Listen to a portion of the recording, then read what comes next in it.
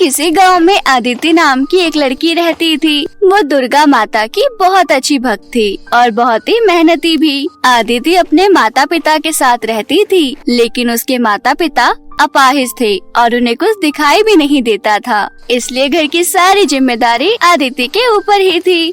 छोटी ही उम्र से ही आदिति गांव के सेठ जी के खेतों में काम किया करती थी और जो पैसे मिलते थे उसी से उनका घर चलता था। आदिति बचपन से ही माँ दुर्गा की भक्त थी। वो अपनी छोटी सी झोपड़ी में माँ दुर्गा की पूजा किया करती थी। वो माँ दुर्गा की पूजा करके ही अपने काम पर निकलती थी। एक दिन आदिति की माँ कुछ सामान लेने के लिए उठती है। तभी आदिति अपनी माँ से कहती है, माँ, घर के सारे काम मैं करती हूँ, फिर आपको परेशान होने की क्या जरूरत है? अगर कुछ हो जाता तो?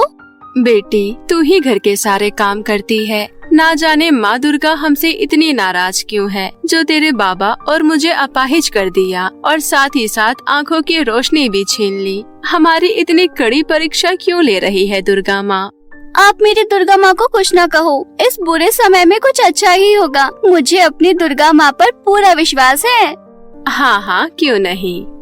अपनी माँ की बात सुनकर आदिति अपने काम के लिए निकल जाती है। पूरा दिन धूप में काम करने के बाद आदिति पेड़ के नीचे बैठ जाती है और जमीन को खोदते हुए सोचने लगती है, मैं ऐसा क्या करूँ जो अपने माता पिता को अच्छा जीवन दे सकूँ। अचानक से आदिति को जमीन में कुछ महसूस हुआ। उसने मिट्टी हटाकर देखी तो उसे माँ दुर्गा की अद्भुत मूर्ति दिखाई दी, जिसे लेकर आदिति बहुत खुश हो गई। आदिति को लगता है कि जैसे माँ दुर्गा उसके पास स्वयं चलकर आ गई हो। आदिति ने मूर्ति को अपने कपड़ों से साफ किया और अपने घर लेकर आ गई। माँ बाबा देखो, आज मेरे साथ चमत्कार ही हो गया। क्या चमत्कार हो गया आदिति बेटी? बाबा, आज मुझे खेत में काम करते हुए माँ दुर्गा की मूर्ति मिली। इतना कहकर आदिति उस मूर्ति को अपने घर के मंदिर में रख देती है। थोड़ी ही देर में अंधेरा हो जाता है और आदिति वही जमीन पर लेट जाती है, लेकिन आदिति को नींद नहीं आती है। तभी आदिति को हल्की रोशनी लगती है। ऐसे ही आदिति रोशनी की तरफ देखती रहती है तो वो चौंक जाती है। जो मूर्ति आदिति घर लाई थी उसमें से रोशनी आ रही थी। वो समझ जाती है कि ये सब दुर्गा माता का चमत्कार है। वो अपने माँ बाप को सारी बात बताती है, लेकिन उसके माता पिता उस पर विश्वास नहीं करते। लेकिन आदिति फिर भी हार नहीं मानती और अपने माता पिता को वो ये बताकर ही रहती है कि ये कोई पत्थर की मूर्ति नहीं है, ये स्वयं दुर्गा माता है। ये बात धीरे धीरे पूरे गांव में फैल जाती है। लोग इसे दुर्गा माँ का चमत्कार मानने लगते हैं और आदिति के घर दर्शन करने आते हैं, जहाँ दूर दूर से लोग चमत्कारी मूर्ति की पूजा करने आते थे और खूब चढ़ावा भी चढ़ाया करते थे। अब आदिति और उसके माँ बाप को खाने पीने की कोई कमी नहीं थी। ऐसे ही एक दिन आदिति अपनी माँ से कहती है, देखो, मैंने आपसे कहा था ना, मेरी दुर्गा माँ बहुत दयालु है। देखो कैसे उन्होंने हमारी मुसीबत का हल कर दिया। तू सही कह रही है बेटी, हमसे ही भूल हुई थी जो हम समझ ना सके। माँ दुर्गा माँ हमें माफ करे। धीरे धीरे समय ऐसे ही बीत गया। चमत्कारी मूर्ति की खबर बहुत फैल चुकी थी। ये बात आदिति के लालची सेठ जी को भी पता चल जाती है। उस मूर्ति को देखने के लिए सेठ जी भी घर पर आ जाते हैं। जैसे ही अंधेरा होता है, रोज की तरह मूर्ति चमकने लगती है। ये देखकर सेठ की आंखें चमक उठी और उसने मूर्ति को हथियाने का मन बना लिया। तभी वो आदिति से कहता है, ए आदिति, कहाँ से चुरा कर लाई है इस मूर्ति को? और ये क्या, तूने दुर्गा माता की मूर्ति को इस झोपड़ी में रख रखा है? ये दुर्गा माता का अपमान है। बता, क्या कीमत चाहिए तुझे इस मूर्ति की? नहीं नहीं सेठ जी, ये आप क्या कह रही हैं? मैंने कोई चोरी नहीं की है। जो आप चाहते हैं वो कभी भी नहीं हो सकता। मैं अपनी दुर्गा माँ को अपने आप से अलग नहीं करूँगी। आप कह रहे हैं कि मैं इस मूर्ति की कीमत लगाऊं? नहीं सेठ जी नहीं, मेरी दुर्गा माँ ने मुझे स्वयं दर्शन दिए हैं, मैं उन्हें खुद से अलग नहीं करूँगी। सेठ समझ जाता है कि आदिति के पास दाल इतनी जल्दी नहीं गलने वाली। वो उस मूर्ति को हथियाकर बड़ी कीमत पर बेचना चाहता था। उस वक्त तो सेठ वहाँ से चला जाता है, लेकिन वो घर जाकर अपने आदमियों से मूर्ति चुराने को कहता है। सेठ के आदमियों ने वैसा ही किया। आदिति के माँ बाप के अंधेपन का फायदा उठाकर वो मूर्ति वहाँ से चुरा लेती है। सेठ उस मूर्ति को पाकर बहुत खुश होता है। उस मूर्ति के मिलने के बाद से ही वो अच्छे से अच्छे खरीदार की खोज में लग गया होता है। इधर आदित्य जब शाम को अपने घर लौटती है तो अपनी दुर्गा माँ को वहाँ ना पाकर बहुत दुखी होती है। माँ, बाबा, ये क्या हो गया? दुर्गा माँ कहाँ गई? बेटी, ये तू क्या कह रही है? कहीं सेठ जी की बात सच तो नहीं है? क्या पता हमारी छोटी सी झोपड़ी की वजह से दुर्गा माता हमसे नाराज हो गई हो और चली गई हो। अपने बाबा की बात सुनकर आदिति बहुत दुखी हो जाती है। रोते हुए अपनी दुर्गा माँ से मन ही मन माफी मांगती है। अगले दिन आदिति पूजा करके खेतों में काम करने चली जाती है। दूर दूर से लोग अभी भी पूजा करने के लिए आ रहे थे, लेकिन दुर्गा माता की मूर्ति ना पाकर वो लोग उनके माँ बाबा को बहुत भला बुरा कहकर जाते थे। नवरात्र का समय नजदीक था। आदिति का भी माँ दुर्गा के दर्शन करने का मन था। आदिति अपने माँ बाबा के साथ दर्शन करने के लिए जाती है। चलते चलते आदिति का पैर एकदम से किसी चीज से टकरा जाता है और वो गिर जाती है। आदिति सोचती है कि कोई और भी इस पत्थर से ना गिर जाए, तो इसलिए वो उस पत्थर को उठाती है तो देखती है कि उस पत्थर के नीचे कुछ रखा हुआ है। उसने उस जगह को खोदा और वहाँ से एक संदूक निकलता है। संदूक को खोलते ही आदिति चौंक जाती है, क्योंकि उसके अंदर बहुत सारे सोने के सिक्के थे। आदिति को कुछ समझ नहीं आ रहा था, इसलिए वो अपने माँ बाबा के समझाने पर उसको माँ दुर्गा का प्रसाद मान लेती है। फिर वो घर आ जाती है और कुछ ही दिनों में वो अपने झोपड़ी को एक अच्छे मंदिर में बदल देती है और मंदिर के पीछे ही अपने एक छोटे से कमरे में रहने लगती है। अब आदिति कोई मजदूर नहीं थी, अब वो मंदिर की पुजारन बन चुकी थी। वो खुश तो थी, लेकिन अभी भी आदिति को उस मूर्ति की बहुत याद आ रही थी। उधर सेठ को मूर्ति के लिए कोई खरीदार मिल नहीं रहा था। एक दिन अचानक सेठ का फोन बजता है। तू क्या बोल रहा है? तेरा दिमाग तो ठिकाने पर है? तुम लोग पानी डालते रहो, मैं अभी आ रहा हूँ। फोन पर सेठ को पता चलता है कि उसके गोदाम और खेतों में आग लग गई है। सेठ के ऊपर बहुत बड़ी मुसीबत आ गई थी और उसके ऊपर कर्जा भी था, जिस कर्ज को चुकाने के लिए वो अपना घर भी बेच देता है। हालांकि वो मूर्ति अभी भी उसके पास ही थी। लाख कोशिशों के बाद भी सेठ उस मूर्ति को बेच नहीं पाया था। वो अपने परिवार को लेकर दर-दर ठोकरें खा रहा था। एक दिन वो खाने की तलाश में उस जगह पहुंच गया जहां पर आदिति की झोपड़ी हुआ करती थी, लेकिन अब वहां पर आदिति की झोपड़ी की जगह एक अच्छा मंदिर बन चुका था। अरे बहन जी सुनिए, यहाँ पर एक अदिति नाम की लड़की अपनी झोपड़ी में रहती थी ना, और ये मंदिर कब बना और किसने बनवाया? अदिति नहीं, अदिति जी बोलिए। उन्होंने ही ये मंदिर बनवाया है। वही इस मंदिर में पूजा अर्चना करवाती है। उन पर दुर्गा जी की बड़ी कृपा है। सुना है उन्हें सोने के सिक्के से भरा संदूक मिला था। उन्होंने उन सिक्कों से माता जी का मंदिर बनवाया। भगवान उनका भला करे। इतना ही नहीं, वो गरीबों के लिए भंडारा भी करवाती है ताकि कोई भूखा ना रहे, और गरीबों की मदद भी करती है। हालत तो तुम्हारी भी खराब है, तुम भी उनके पास जाओ, वो तुम्हारी भी मदद करेगी। उस महिला की बात सुनकर सेठ को सब कुछ समझ आ जाता है और उसे अपनी गलती का एहसास हो जाता है। वो समझ जाता है कि माँ दुर्गा ने उसको उसके किए की सजा दी है। वो आदिति के पास जाता है और रोते हुए कहता है, अदिति, मुझे माफ कर दो। मैंने ही तुम्हारी दुर्गा माँ को तुमसे दूर किया था। मैंने लालच में आकर तुम्हारी कीमती मूर्ति को तुम्हारे घर से चुरा लिया था। दुर्गा माँ ने मुझे मेरी की सजा दी है। मेरी सारी फसल और मेरा पूरा गोदाम जल गया। मेरा घर भी बिक गया।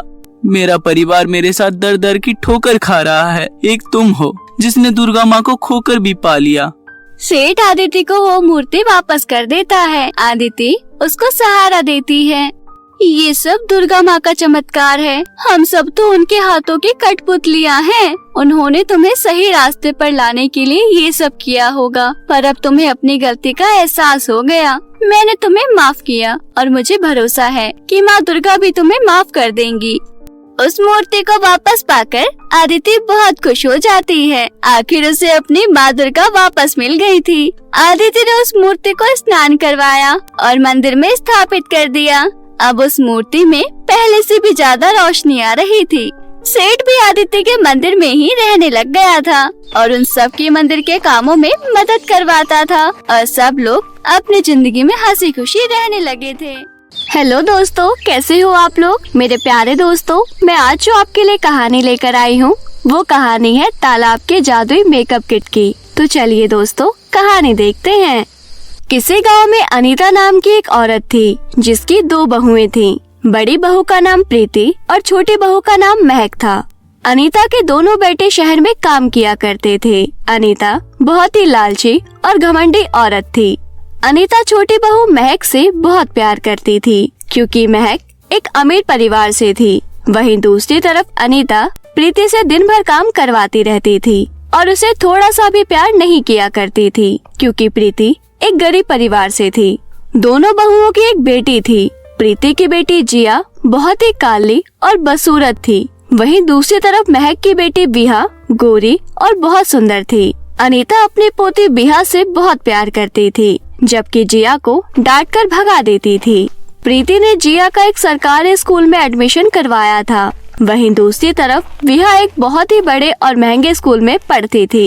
एक दिन जिया अनीता से कहती है, दादी मेरी स्कूल की ड्रेस फट गई है, प्लीज आप मुझे नई ड्रेस दिला दीजिए। अरे मेरे पास पैसों के पेड़ लगे हैं क्या जो तुझे उसमें से तोड़ कर दे दूं? चले जा यहाँ से। अपनी माँ को बोल, वो सिल देगी जो सारे दिन खाली बैठी रहती है। तभी वहाँ प्रीति आती है और बोलती है, माँ जी इसकी शर्ट बहुत पुरानी हो गई है, अगर मैं सिल दूंगी तो भी कुछ टाइम बाद फट जाएगी। तुम दोनों माँ बेटी को क्या लगता है कि मेरे पास कोई खजाना दबा हुआ है? चुपचाप जा और इसी से काम चला। जब तेरा बाप आ जाएगा तब ले लेना अपने लिए ड्रेस। तभी वहाँ विहा आती है और बोलती है, दादी मेरी स्कूल की तरफ से पिकनिक ले जा रहे हैं और मेरा भी जाने का बहुत मन कर रहा है। अगर आप मुझे अभी के अभी 1500 रुपए दे देंगी तो मैं पिकनिक चली जाऊंगी। अरे मेरी बेटी ये ले 1500 रुपए, अच्छे से पिकनिक एंजॉय करना। दादी आपने बिहा को घूमने के लिए इतने सारे पैसे दे दिए और मेरी ड्रेस के लिए आपके पास 200 रुपए भी नहीं थे। जिया की बात सुनकर अनीता को गुस्सा आ जाता है और वो जिया को जोरदार तमाचा लगाती है और कहती है, अरे अपनी शक्ल देख और मेरी बेटी विहा को देख। तू इतनी काली कलोटी है कि तुझे अपनी पोती कहते हुए भी बाहर मुझे शर्म आती है। चल जा यहाँ से, खड़ी खड़ी मुझे घूर मत। उदास होकर दोनों माँ बेटी वहाँ से चली आती हैं। जिया अपनी माँ से कहती है, माँ मैं काली कलोटी हूँ तो क्या हुआ? बेटी तुम दादी की बातों पर ज्यादा ध्यान मत दो, बस अपनी पढ़ाई पर ध्यान दो और पढ़ लिख कर एक दिन कलेक्टर बनना। फिर देखना सब कोई तुम्हारी तारीफ करते नहीं थकेंगे। इसी तरह कुछ दिन बीत जाते हैं और जिया का जन्मदिन आ जाता है। जिया के पापा रंजीत अपनी बेटी के जन्मदिन पर घर वापस आ रहा था कि तभी रास्ते में उसका एक्सीडेंट हो जाता है और वहीं उसकी मौत हो जाती है। अनीता को जैसे ही ये बात पता चलती है वो जिया को गुस्से में कहती है, अरे कलमुही, हो गया तेरा जन्मदिन, मेरे बेटे को आखिरकार तूने मार ही डाला। लेकिन दादी मैंने क्या किया? मैं अपने पापा को कैसे मार सकती हूँ? अरे तेरे जन्मदिन की वजह से ही मेरा बेटा शहर से आ रहा था। मैंने उसे बहुत मना किया था लेकिन उसने मेरी एक बात नहीं सुनी। अरे करमजली, तू मेरे बेटे को खा गई।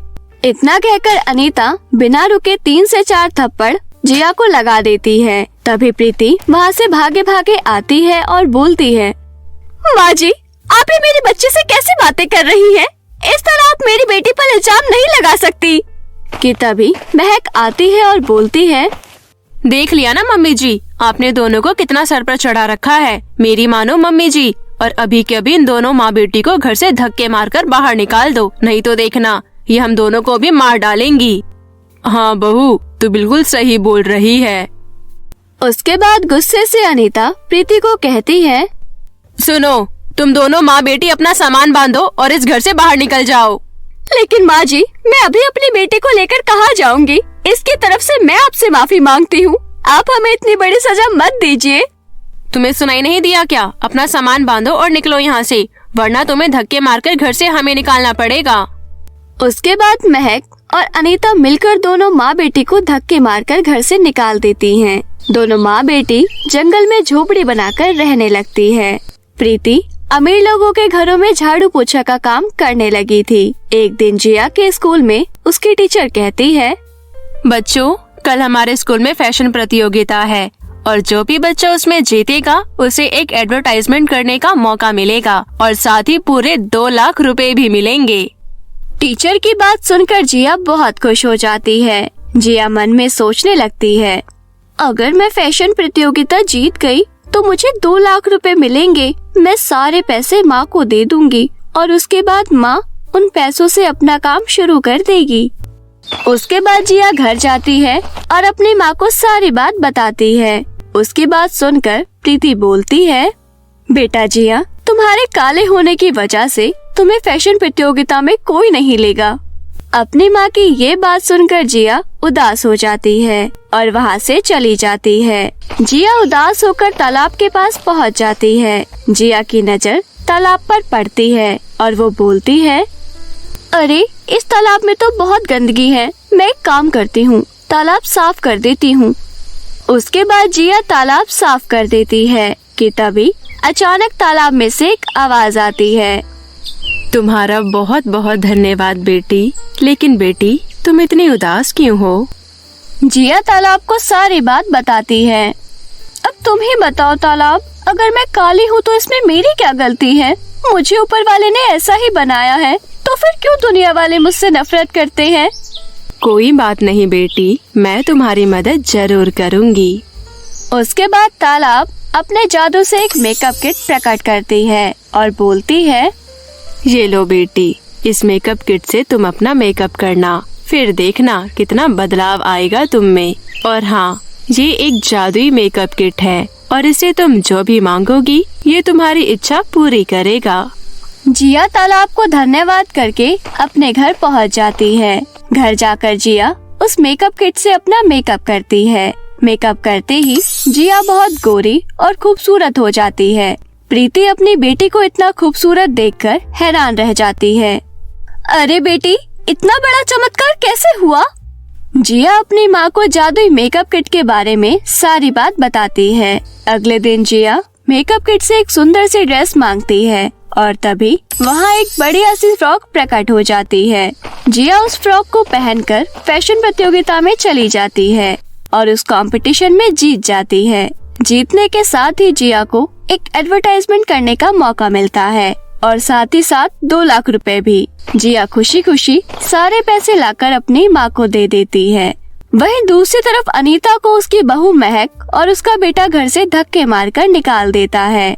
अनीता भूखे प्यासे सड़क पर भटक रही होती है, तभी उसे चक्कर आ जाते हैं और वो बेहोश होकर रोड पर गिर जाती है। थोड़ी ही देर बाद वहाँ से प्रीति और जिया गुजर रहे होते हैं। वो देखो माँ, ये तो दादी है।